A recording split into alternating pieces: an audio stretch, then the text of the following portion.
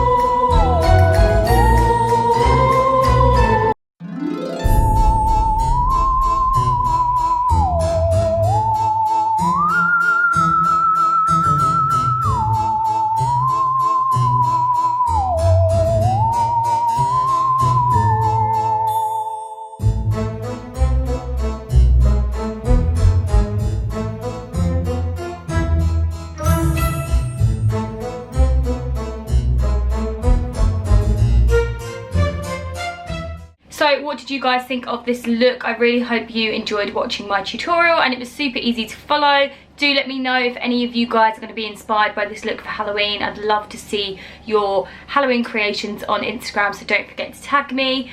And yeah, I have got many more tutorials still to come. I've got lots. There's tons on my Instagram as well. Yeah, thanks so much for watching. Please subscribe to my channel if you're not already, and I will see you guys in my next video. Peace out.